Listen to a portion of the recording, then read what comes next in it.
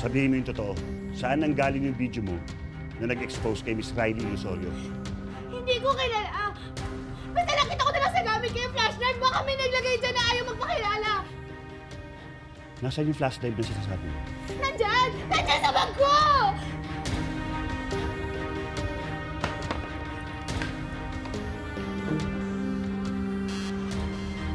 Ayan!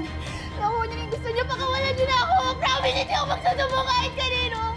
Pakawalan niyo na ako! Please, pakawalan niyo na ako!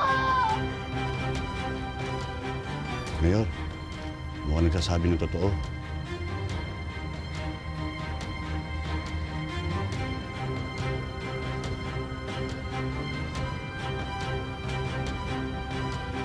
Wala siyang impormasyong mabibigay. Wala na siyang pakinabang sa atin. Alam niyo na kung anong gagawin niyo, ha? Malinis ang trabaho.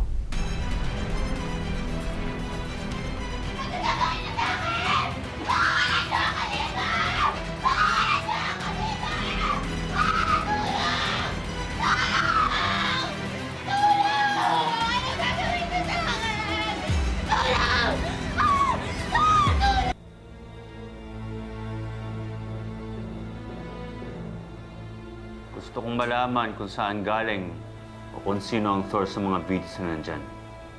Kayang bang gawin yun? Susubukan ko po, Mayor.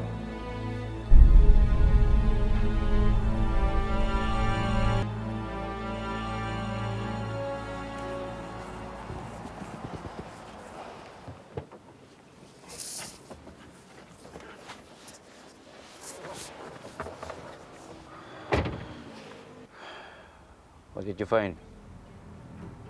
Nahanap mo ba kung sino may-ari ng mga videos na to? Doon po sa spycam video, wala po akong nakitang trace. Pero yung sa video na nasa resto po si Ma'am Riley at nakikipag-away, meron po. Anong nahanap mo? Since cellphone camera ang gamit, may na-decrypt po na digital signature ng video. Doon po malaman ang mobile number ng phone na ginamit po sa pagkuha ng video. Na-trace mo ba kung kanino may-ari yung number na yun? Donald Sebastian, Mayor.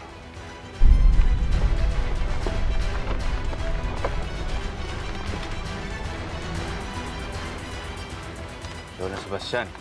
Parang pamilyar yung pangalan na yun, ha? Mayor, yan yung dating kaibigan ni Gigi Robles.